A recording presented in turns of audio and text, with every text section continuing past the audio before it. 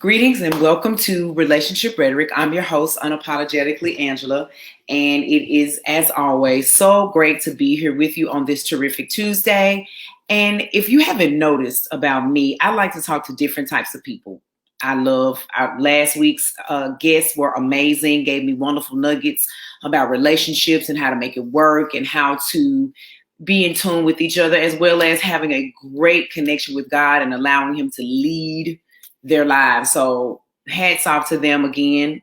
But I also like to talk to people about their lives and their evolution. And that's not always a couple. I sometimes run into people that I meet in a lifetime, and we may not talk much, but when we do talk, we have great conversations, and it's always some deep conversation, something funny, something spiritual, something sexy, something always. And so the young lady that we're going to talk to today is one of those people. You all, if you follow her on Instagram, she has been in my shows, and she just evolves and finds ways to continue to stay relevant in this fast changing world. And I love her for that. So some of you know her as Katrina.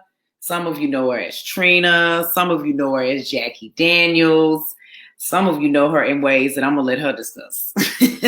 But I just thought it was very interesting to be able to have a conversation with Trina to talk about her road to where she is being, I consider her a bombshell. You know, she's not afraid to show her sexuality. She's not afraid to say what's on her mind, and she knows how to get it done. So enough of me talking. Now I'll bring on my girl, Jackie Daniels. Miss Jackie. Hello. Hello. The time has come. Well, you are looking fabulous as always. Thank you. You look ravishing. Oh, thank you, darling. Thank you. Ravishing. Your birthday was good to you. It was good. I don't even have words. I am so grateful. I am beyond grateful. So yeah, that's good. Let's talk about Katrina growing up. Oh wow! Just straight into it. Why not? Why not? We'll talk about your upbringing. What kind of childhood did you have? My parents were saved. Period. Period. Grew up Church of God in Christ. My mom got saved when I was 8, second grade. So it went from being able to look at Soul Train and wear pants to church. That was it. So no dances, no secular music, no nail polish, nothing. Can do anything. Thank God that we lived in South Memphis. So Boss Ugly Bob was on the next block. So played All Blue Saturday. That was a break. Okay. You couldn't go over there and tell him turn it off. So yeah, that was the break. But yeah, it was very, very strict, very, very structured. Yeah. Okay. So at what point in you growing up did you realize, I'm not going to do this? This box is not for me. I was 10. Early. Quickly.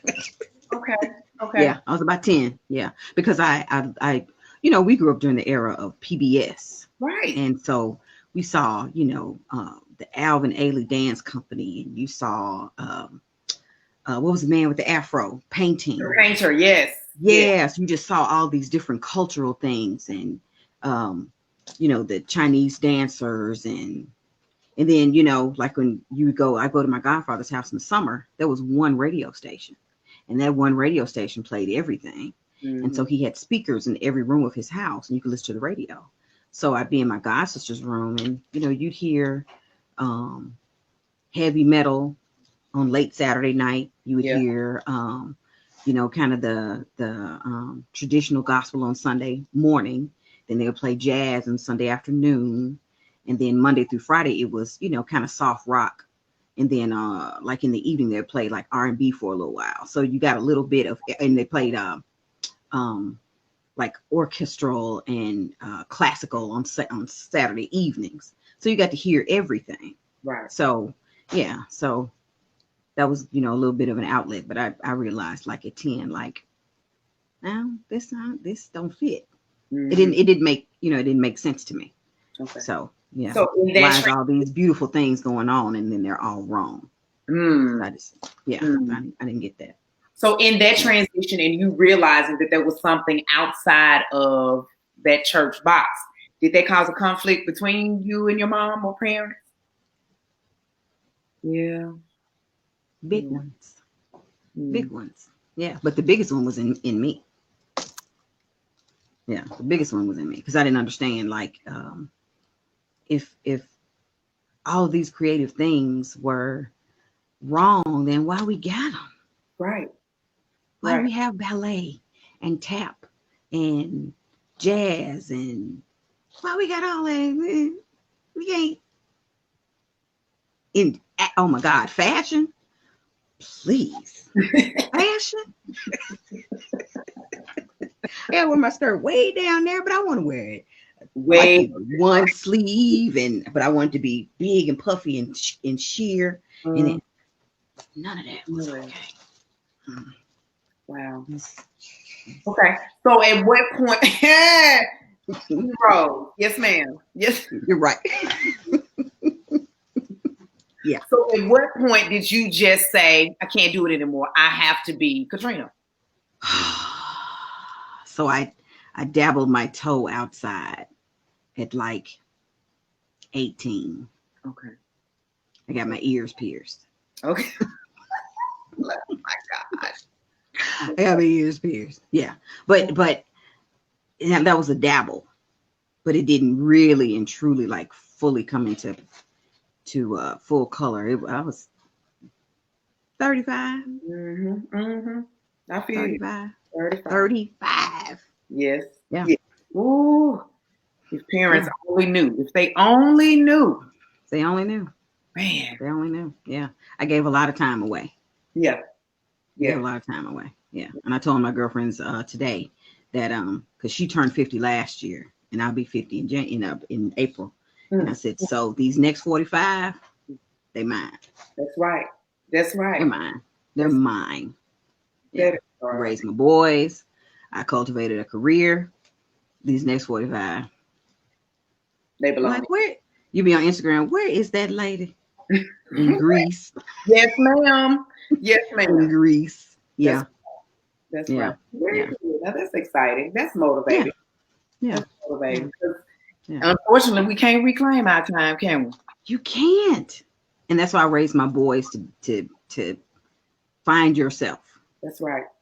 Because when you get to know you, then you won't make a lot of mistakes with other people trying to get them to complete you, trying to get them to feel whatever that is. That's on you. That's right. That's all on you. So I've raised them. Be cool with you. Be cool with you. You are perfect. Just the way you are, you're perfect. That's right. That's right. Yeah. I didn't want them to go through that. So speaking of your boys, which one of them do you think is more like you? Depending on the situation. Wow. All of them. Okay. All of them, depending on the situation. But I think the one who has the biggest part of my personality, that middle one. Because they all have names. It's Joshua, Jeremiah, and Ethan.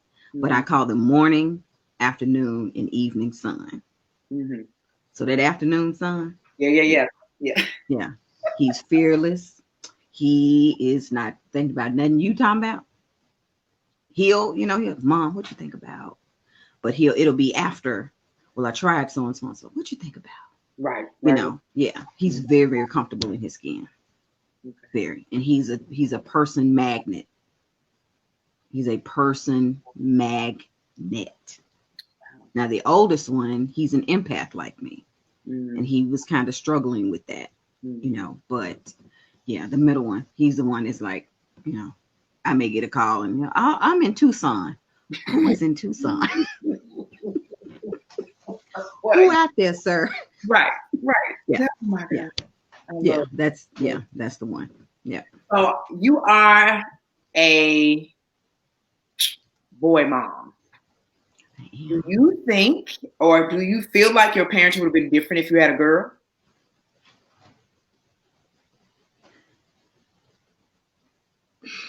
Mm. See, I don't know. I probably so. I know she would have had a fat lip all the time. That mouth. Mm. Yeah. The world ain't big enough for it's just me. It is Uh-huh. only big enough for me.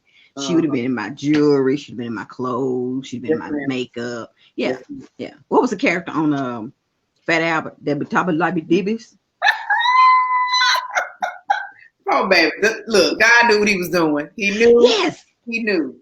yes. Don't give her no girl. And the last one, I had ultrasounds. They said the last one was gonna be a girl. And I only kept a good disposition because I didn't want a sad baby. But I didn't want no girl. Mm-mm. Mm-mm.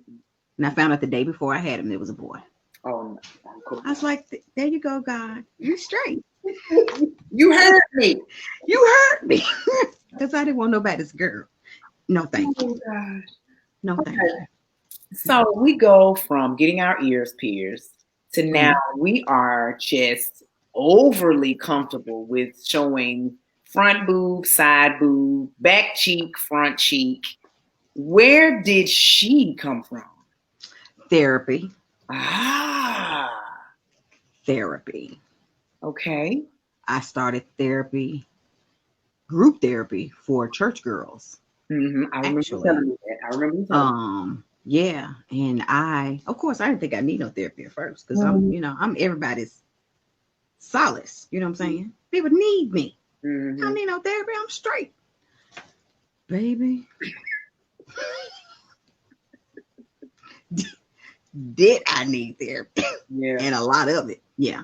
And part of one of my exercises was I had to sit and look at myself in the mirror for 5 minutes completely naked. Mm-hmm. I was like, oh, that ain't hard. What? Baby, that 5 years. That 5 minutes lasted 5 years. Yeah. Yeah. Wow. And what I saw was I had a black eye. I had stitches, ragged stitches that were gray and like purple down my chest from my like right in my clavicle all the way down to probably my kumquat. Wow. And I had a big bruise here. Like I was that's what I saw. And I heard it and covered up. But I did it again the next night because what she told me to do was to do it when I get out of the shower. So like when you oiling up, because normally I would just have my towel on. You oil up and you cover and so she's like, no, I want you to sit and look at yourself. It's the dumbest thing in the world. What that got to do with anything? But it ended up being the best thing I could have ever done was to get comfortable in my packaging because I Mm-hmm. didn't look like I used to look. I used to be Mm-hmm. pretty hot. I used to be pretty hot. None of that was like it was. None of that. And my last child, that my evening son, was 9 pounds 15 ounces. So I was stretched from Wow. yeah, yeah. He was huge. And I had a C-section, so I wasn't able to pick him up. I wasn't Mm-hmm. able to go anywhere. I couldn't go up steps. So I just continued to, gain weight, and I was stretched to, forever anyway. So my body didn't look like it used to look, and I was not. Oh, my body dysmorphia was bad. It was bad, but because I was going to therapy for something totally different, that was one of the exercises she gave me. And over time, I started seeing myself more healed. You know what I'm Mm-hmm. saying? I did the black eye started to go away, the stitches started to heal or whatever. And I remember telling her, I think I'm gonna take a burlesque class. She's like, oh, finally, yes, do that. I was like, yeah, okay. And I went and took that first class. And what was the girl's name? It was here in town. I can't think of her name right now. But she swore. She said, how long have you been doing this? I said, it's my first class. She said, no, I mean, how long have you been performing? I said, it's my first class. She's like, okay, well, I don't know where this comes from, but you're a natural. I was like, really? It's like, yes. Because like she was like, you didn't notice that everybody else was looking at you like trying to do the same moves you were, and I was like, no, I didn't care. That's right. I was there Right. for, for me. She's That's like, right. everybody was like watching me. How's she doing it? Okay, I'm gonna peel my, I'm gonna throw it like her. And it's like I hadn't paid any attention. It was in me all the time, but I was always in love with Lena Horne and Lottie the Body, and anything from the 30s, 40s, 50s, any of that. I was always in love with anyway. So maybe that's where it came from. But that's when I got comfortable, was that first burlesque class, and then that was it. I was like, okay, I can do this. Okay, I'm going. Who got this class? So yeah, So what was therapy. your? I don't remember, but what was your first public performance?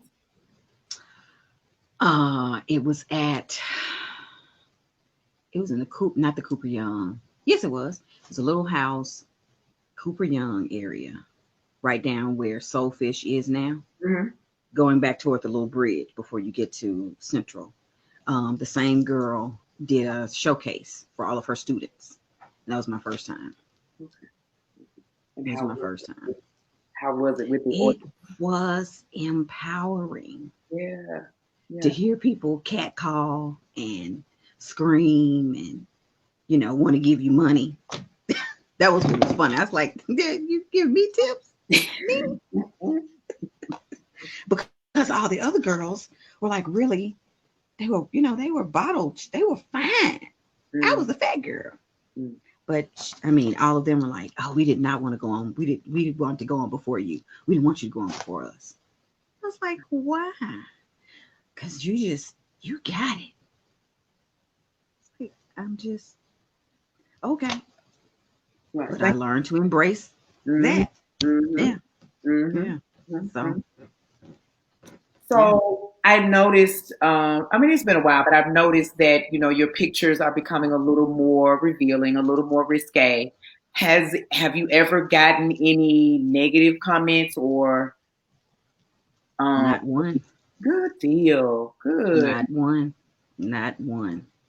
I think the only thing that's, I wouldn't say offensive, but it's a strange word to hear people say, is how confident. You're so confident. And I'm like, it's my body. Mm-hmm. But that's that patriarchal, you Exactly. cover up anyway. And especially when you're a fat girl, you really cover up. So Mm-hmm. whereas you would have on a dress with sleeves, they want me to have on a dress with sleeves and a jacket Mm-hmm. because I'm fat. Yeah. Yeah. But I haven't gotten any Okay. negative anything. Very good. Mm-mm. Very nice. Let's Mm-mm. talk about the love of the cigar. Girl, when were you introduced? When did y'all meet? Because y'all got a good relationship.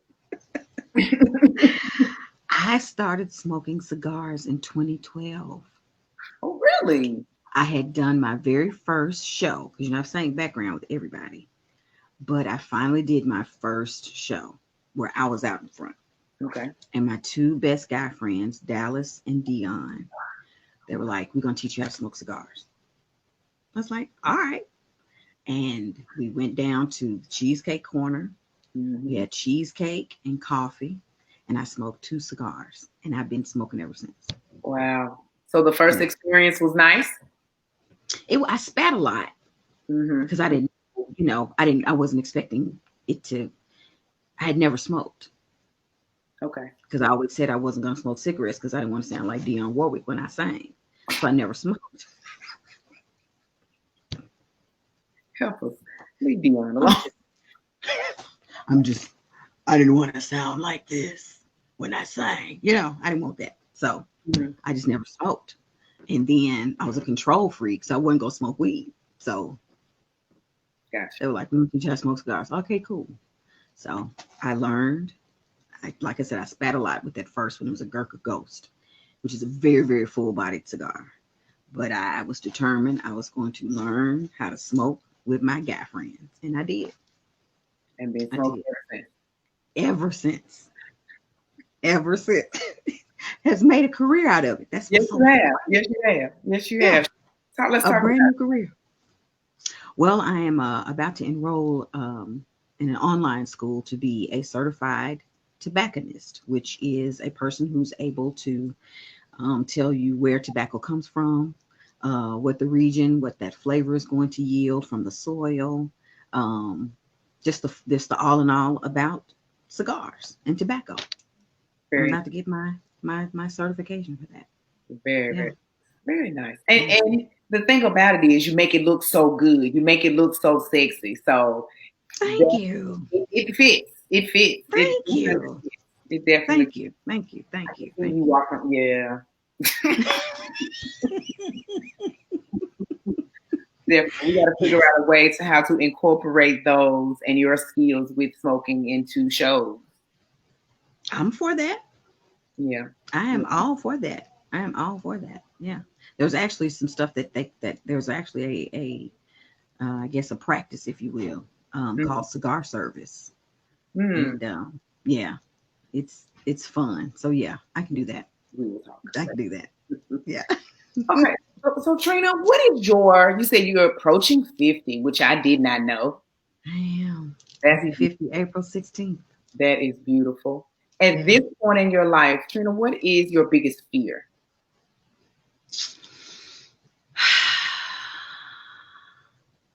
My biggest fear is letting my boys down by Mm. not being my true self. Hmm. That's my biggest fear. That's my biggest fear. Yeah, I can Yeah. do that. I can, Yeah.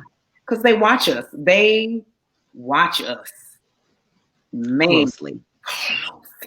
Yes. closely. So Yeah. yeah, that Yeah. I can definitely do that. I can do that. Yeah. Yeah. Where do you see yourself training in the next 5 years? What's up? What's gonna be happening? Um, I'll probably still be in Nashville. Okay. Um, Preparing to travel Okay. because I plan to go to Nicaragua. I plan to go to Cuba. I plan to go to the Dominican Republic, and I plan to go to Honduras. Yeah. All of those are, tobacco trips. Yeah. But yeah, I'm gonna be traveling. Be traveling. Very nice. Yep. Very nice. Yep. So this thing, okay, so I know that you also sing. I do. And so is singing another passion? Is singing one of those things that I just want to be up front and say that I did this? Where did that I come from? can't. I can't live without singing. I sing every single day. I sing every single day. Singing music, period, is oxygen for me. Mhm. So I didn't care about being up front. I ain't never got to do that again. But just singing, I have to do that. Yeah. I have to. I Yeah. have to. Yeah. Yeah. I can go without TV. Music.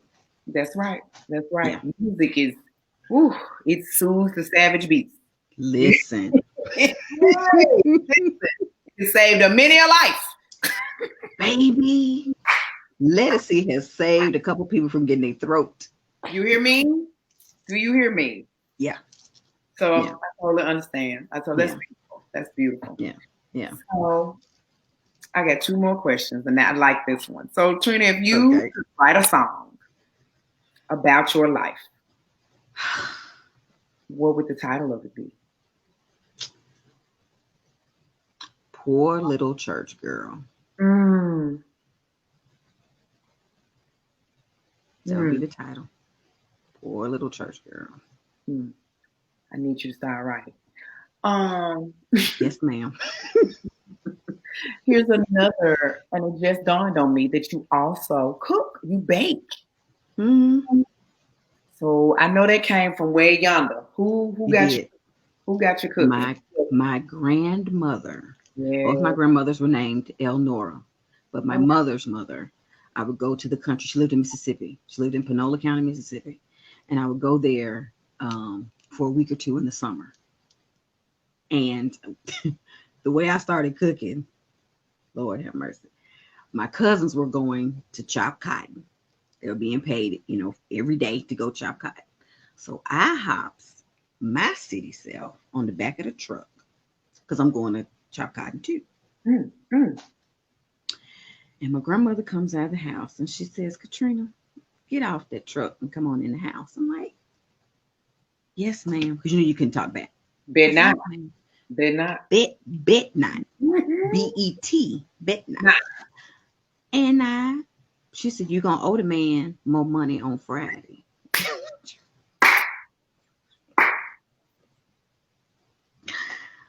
Cause I didn't know nothing about no chapter, no No cotton. clue. I ain't Messing know, with that man's product. baby. I would have torn up all that man's. I see you though. I see you. Yeah. You out here just whacking. Thinking I'm gonna get paid at the end of the week. He gonna say, you owe me. That is correct. Yeah. Yeah. So I got off the truck and I gave my cousin my hoe. And I went on in the house and she said, "You're gonna help me bake a cake today." And I said, "Well, yes, ma'am." So I'm looking for the box. Oh, man. You know where the box? It was a big tin that she had her flour in. Yes. That I keep my flour, Yes. sugar, meal in today. Yes. Big tin. She said, give me 3 cups of flour and put them in the sifter. You know, the sifter that you. Yes, ma'am. Yes, ma'am. I Yes, did that. And I sifted the soda and the salt and the flour. Did it together. It's okay. Now take a sprinkle of. I'm looking, okay, where the cups and the teaspoons and no. This was a half a cup. That was a sprinkle.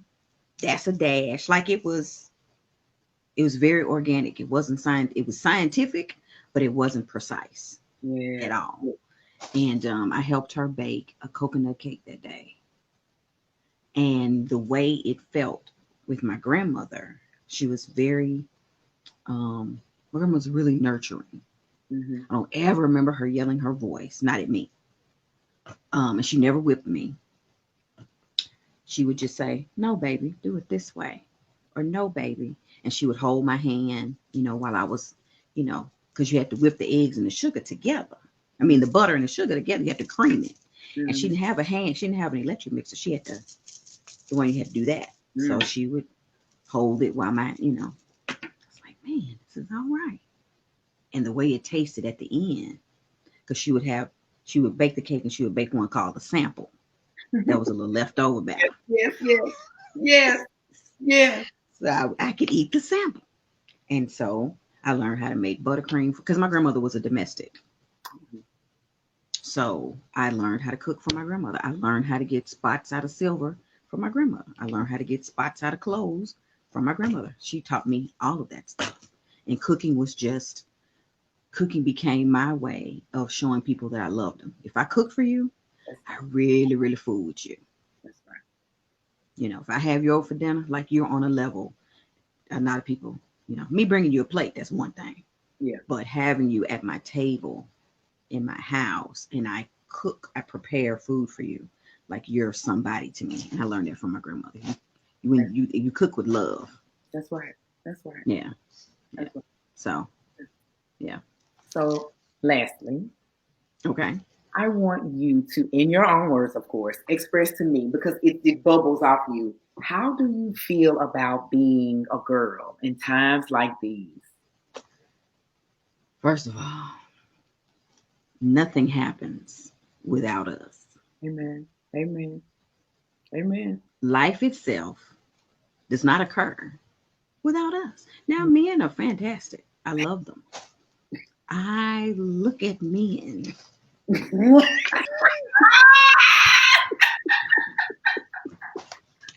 I just, and listen, working in the cigar lounge, bros come through on point. Yes, they do. They come through on point. Something about a man that smokes a cigar, his whole demeanor. Yeah. And if he can talk, hold a conversation. But they can't do anything without us. And I've learned to embrace and respect the power that I have. It kind of freaks me out sometimes. And of course, I don't tap into it the way that I should because it freaks me out. To realize I literally have the power to create within me. That's right. I didn't learn it earlier. because I probably would have really been dangerous out here.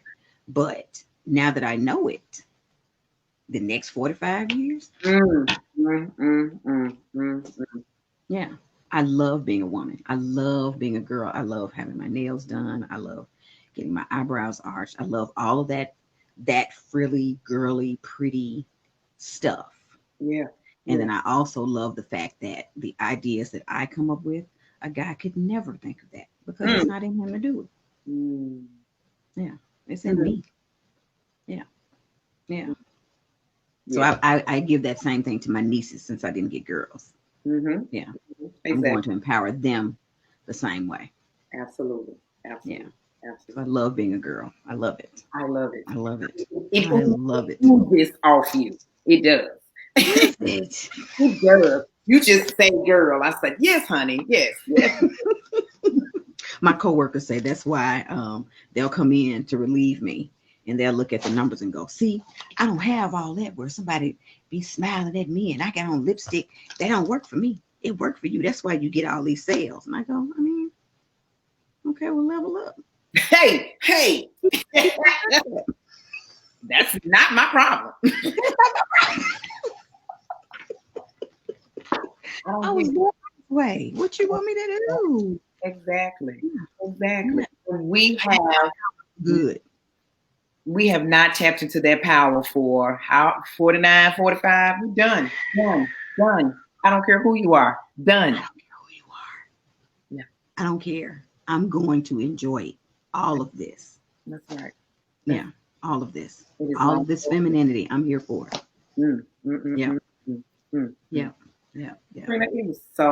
so glad I got this opportunity. Thank you for being patient with me. Thank you.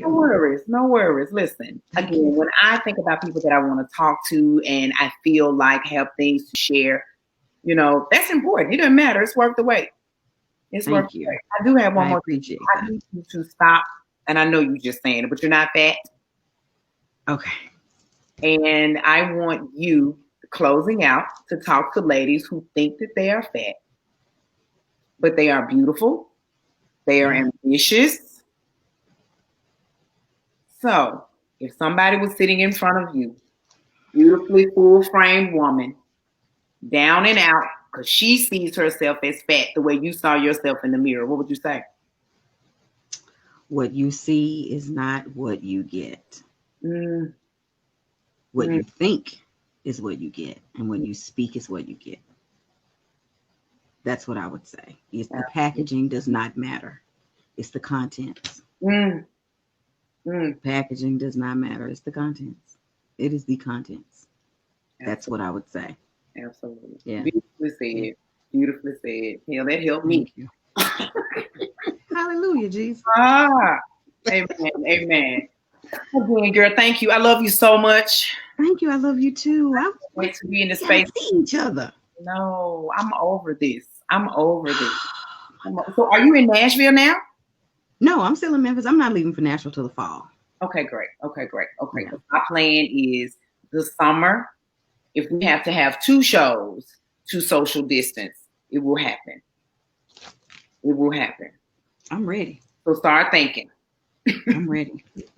I got to top my last performance though. Yes, ma'am. Because that last one, that was a beat. I was on a nice plane that night. You were. I was on night. I was like, I'm getting ready to kill this. That's the first time I've ever had that attitude. Like, I'm gonna go here. I'm gonna kill everybody in here. Normally I try to be, But that night I was like, dude, they're finna get this Sade tonight. You hear me? And to know we didn't even have a clue that would be the last performance before COVID. No. So when I say, what a way. What a way. But all the shows are wonderful though. Yeah. Like I can't never wait. I'm like, what we going? Okay, what you gonna do? Oh, okay, what's your? Okay, I'm always, because you put together such an amazing group of people. Well, and everybody genuinely wants to see everybody else do well. That's it. Yeah, I love it. How we are about people. I don't allow anybody in our space that will not allow us to feel safe. That's not. That's not going. Everybody has nerves. Everybody gets nervous, and so we need to be comfortable. Right. So right. I put somebody in the heartbeat. Though. I've seen that at the very first show. Baby, 4 and 5. I'm 4 and 5. Yeah. Good evening. Because we've done enough of that, holding each other. That's right. Down and looking. We've done enough of that.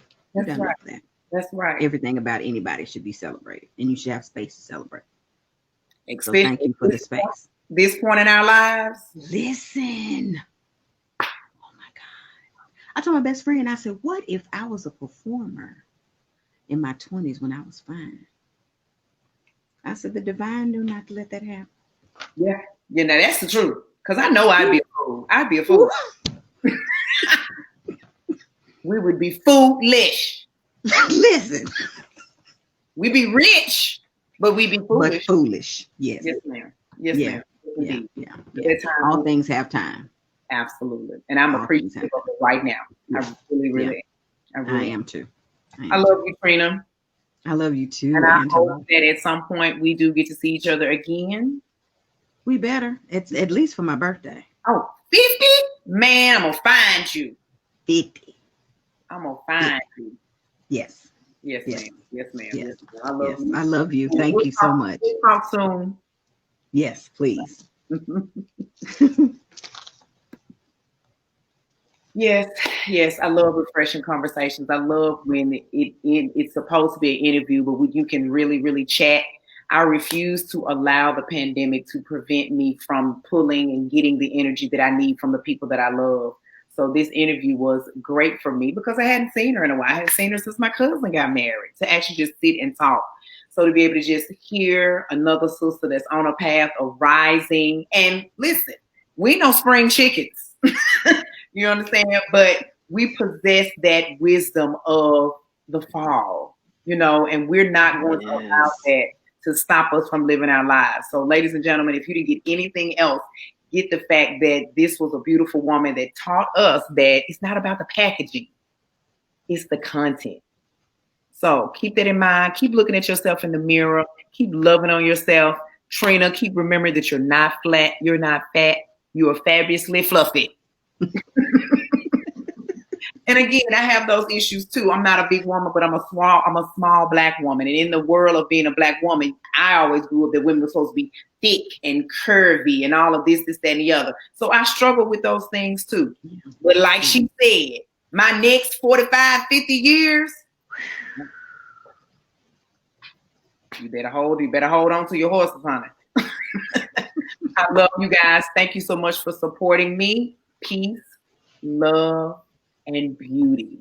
Have a wonderful night. I'll see you next Tuesday.